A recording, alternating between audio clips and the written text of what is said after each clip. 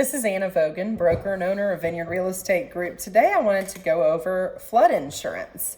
This can be quite a big deal. We see it a lot in farmland, but even houses that have been built on low-lying pieces of land. So lenders retain third-party providers to examine FEMA, which is the Federal Emergency Management Administration, flood maps and determine whether the subject property, is located in a federally designated flood zone or not.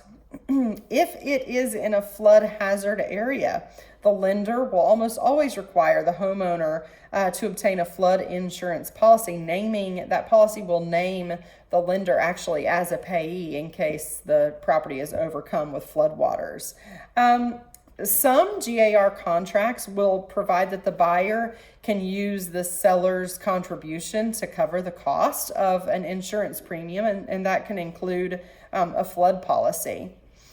If the parties to the contract disagree that it's in a flood zone, you can get a survey of the property and a current survey of the property. The reason why is because FEMA honestly can take years and years and years to update those maps, and land changes. I will tell you land changes because I once had a property that had a specific creek as a border to the property, and that creek ended up meandering 5 feet, which doesn't sound like a big deal, but it was 10 acres deep, 5 feet. And what we found was that I was paying taxes on that sliver, and so was my neighbor.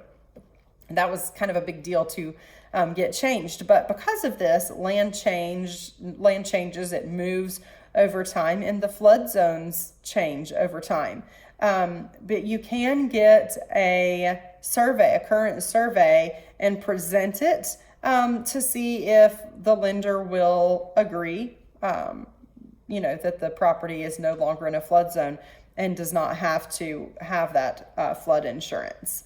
This also states sellers should be cautious in making any representations regarding whether their properties are in a floodplain because flood maps can change over time, like we just talked about.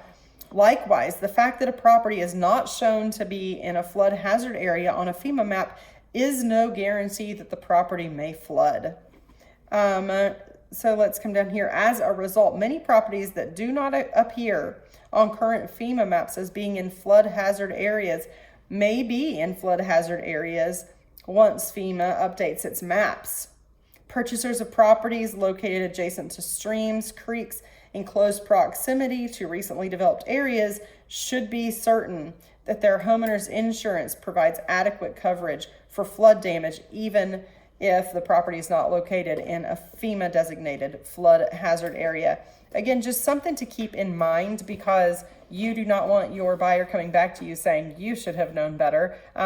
Obviously, you can't control the weather. You can't dictate if somebody's property is going to flood or not, but what you do want is for your buyers to be protected and covered should that unfortunate situation ever occur. Thanks for watching.